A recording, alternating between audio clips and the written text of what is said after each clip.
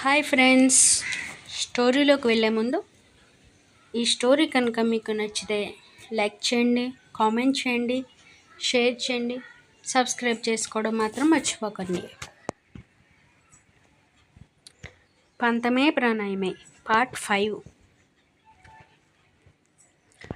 నేరుగా సూర్యకిరణాలు వాళ్ళిద్దరిపై పడి వేడి తెలుస్తుంటే నెమ్మదిగా కళ్ళు తెరుస్తుంది రాధిక. ఫేస్ మాత్రమే కదలడానికి కుదురుతుంటే కళ్ళు తెరిచిన ఆమెకి తెలుస్తుంది కృష్ణ బాహువులలో ఒదిగి ఉందని. ఆశ్చర్యం ఆమెకి. అతను చెప్పింది వేరు, ఇక్కడ జరుగుతున్నది వేరు. ఎందుకంటే కృష్ణ మాటలలో చాలా కోపం కనిపించింది ఫస్ట్ నైట్ రోజు, కానీ అతను చాలా నెమ్మదిగా ఉన్నాడు ఆమెతో. ఆ రోజు ప్రవర్తించిన తీరు తలుచుకుంటే ఇప్పటికీ ఆమె వెన్నులో వణుకు పుడుతుంది. కానీ ప్రస్తుతం అతని కళ్ళల్లో కోపం లేదు, టచ్లో కోరిక అంతకంటే కనిపించట్లేదు ఆమెకి. ఎందుకింత చేంజ్ అయ్యాడో తెలీదు. ఆమెకి తెలియని విషయం ఏంటంటే అతని కౌగిళ్ళలో ఉన్నప్పుడు చాలా ప్రశాంతంగా ఉంది రాధికకి. అసలు నా లైఫ్లోకి ఎందుకు వచ్చావు కృష్ణ అని మౌనంగా అనుకుంటూ, అతను బిహేవియర్ ఎందుకు ఇలా ఉందో తెలియక నెమ్మదిగా కళ్ళు మూసుకుని గతంలోకి జారుకుంటుంది రాధిక. ఒకరోజు సాయంత్రం లక్ష్మి ఇంటికి వెళ్ళడంతో, పిన్ని లక్ష్మి ఏది అని అడిగితే, వాళ్ళ అత్తగారింటికి నలత చేసిందని వెళ్ళిందమ్మా, అందుకే వాళ్ళ ఆయన తీసుకెళ్ళాడు అని చెప్పడంతో రాధిక నిరుత్సాహపడుతూ, ఇప్పుడెలా, సరేలే పొలానికి వెళ్దాం, అక్కడ నాన్న ఉంటాడు అని అనుకుంటుంది. కానీ బ్యాడ్ థింగ్ ఏంటంటే అప్పుడే పొలంలో పనులు చూసి ఆయన లెక్కలు చెప్పడానికి కృష్ణ ఇంటికి వెళ్ళడంతో పనులు ఎలా జరిగాయో చూడటానికి అక్కడికి వస్తాడు కృష్ణ. దూరం నుండి ఆమె రావడం చూసిన కృష్ణ సైలెంట్గా పక్కకి నిలబడితే, నాన్న ఎక్కడ ఉన్నారని పిలుస్తూ ఉంటుంది రాధిక. ఆయన జాడ ఎక్కడా కనిపించకపోవడంతో, నాన్న ఇంటికి వెళ్ళిపోయారనుకుంటా అని దిక్కులు చూస్తూ, చెట్టుకున్న దూరమామిడికాయ ఆమెని టెంప్ట్ చేస్తుంది తినమని. జాగ్రత్తగా రాయి విసిరి ఆ కాయని కొట్టడంతో దానిని తీసుకుని వెళ్ళిపోతుంటే సడన్గా ఆమె చేతిని పట్టుకుని బలంగా పక్కకు లాగుతాడు కృష్ణ. అతను అలా లాగడంతో భయపడిపోయిన ఆమె వెళ్ళి కృష్ణ మీద పడుతుంది ఒక్కసారిగా. ఆమెని తన బాహువులలో బంధించి, ఏయ్ పిల్ల, దొంగతనం చేయడం తప్పని తెలీదా అని సీరియస్గా అంటాడు కృష్ణ. ఆమె కోపంగా కృష్ణను విదిలించుకుని, how dare you to touch me అని చెంప మీద కొడుతుంది గట్టిగా. ఆ మరుక్షణం ఆమె జుట్టు పట్టుకుని వంచేస్తూ, పట్నం పిల్లవని పొగరు చూపిస్తున్నావా? మొన్న నువ్వు గుడి దగ్గర ఒకడిని కొట్టావు, ఇప్పుడు నన్ను చెప్తానే నీ పని అంటూ మరింతగా పట్టు బిగిస్తాడు. నొప్పికి విలవిలలాడుతూనే, ఓహో ఆ వెధవ నీ ఫ్రెండ్నా, వాడి కోసం మాట్లాడడానికి వచ్చిన పెద్ద వెధవ్వి నువ్వని కోపంగా అంటుంది. ఏం కూసావే అంటే, ఆ రోజు వాడితో మాట్లాడిందంతా నిజమేనా అని గట్టిగా అడుగుతాడు. వాడు కృష్ణకి స్నేహితుడని అర్థమవ్వడంతో రాధికకి, నేను మాట్లాడిన దాంట్లో తప్పే ఉంది, నిజమే కదా అని పొగరుగా అంటుంది అతని చేతిలో నుండి గింజుకుంటూనే.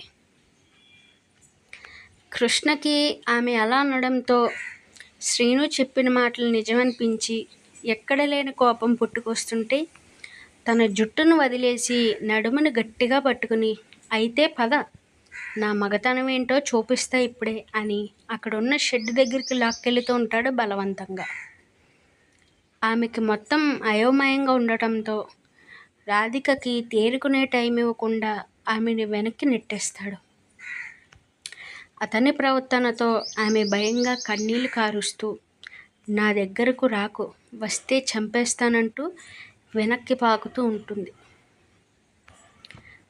డోర్ గడియ పెడుతూ, అన్నమాట నిజం చేయకపోతే ఈ కృష్ణగాడికి మాట వచ్చేస్తుందంటూ ఆమె కాళ్ళు పట్టుకుని దగ్గరగా లాక్కుంటారు కృష్ణ. ఆ వెంటనే మరొక కాలితో అతనిని తన్నేసి ఒక్కసారిగా కృష్ణని వెనక్కి తోసేసి బయటకు పరిగెడుతుంది రాధిక.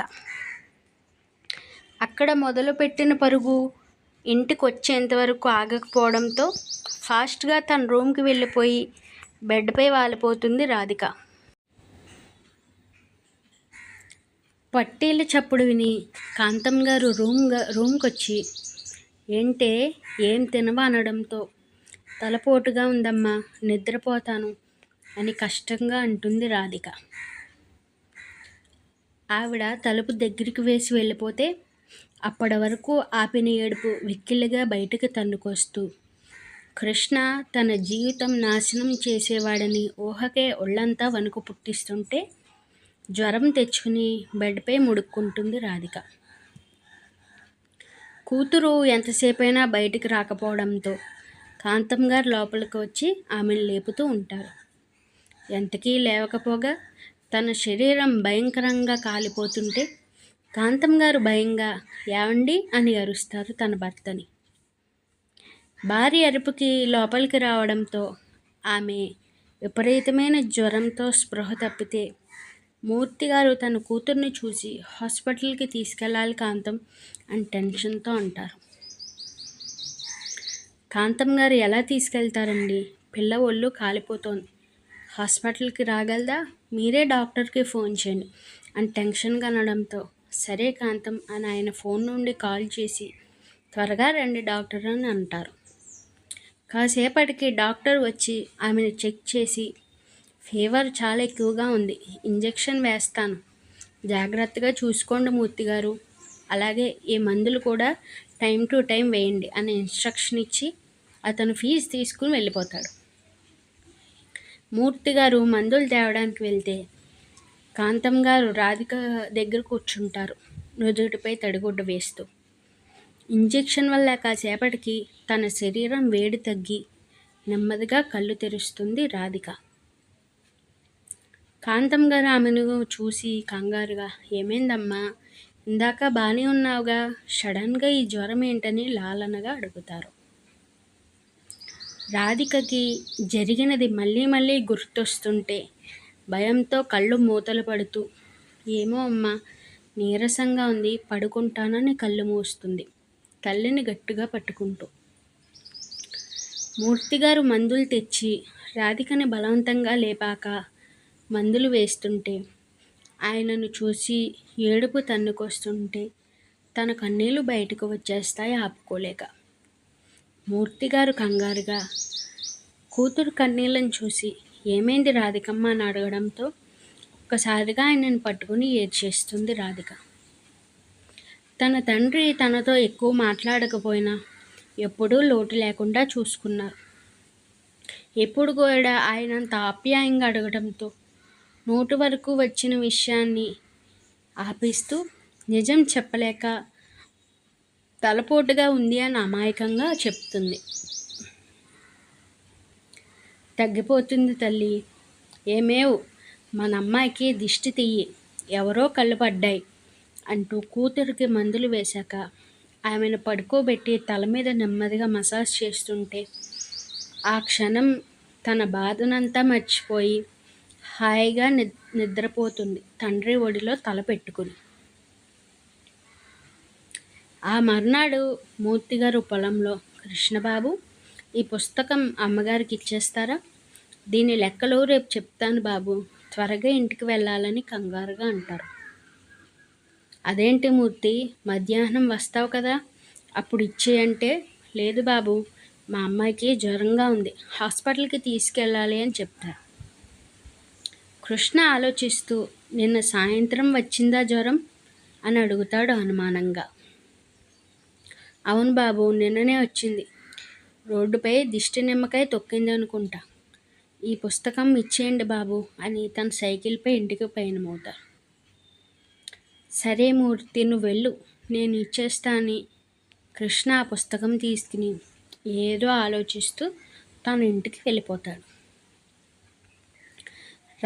రాధికకి ఆరోగ్యం బాగున్నా కూడా కృష్ణ పెట్టిన భయంతో బయటకు వెళ్ళడం మానేస్తుంది పూర్తిగా. ఒకరోజు అరుంధతి గారు సీరియస్గా మనీ కౌంట్ చేసుకుంటుంటే దగ్గరికి వెళ్ళి అమ్మ అని పిలుస్తాడు కృష్ణ. ఏంటి కృష్ణయ్య, డబ్బులు కావాలా అంటూ 1000 కట్ట చేతిలో పెడతారు ఆవిడ. అమ్మా, నేను మన గుమాస్తా మూర్తి కూతుర్ని పెళ్లి చేసుకోవాలి అనుకుంటున్నాను. వాళ్ళ ఇంటికి వెళ్ళి మాట్లాడమా అని ఎటువంటి భావం లేకుండా సూటిగా చెప్తాడు కృష్ణ. కృష్ణ మాటలకి ఆవిడ ఆశ్చర్యంగా చూస్తూ చేతిలో డబ్బు కట్టల్ని వదిలేస్తారు అరుంధతీదేవి. ఇంకా ఉంది. Thanks for watching.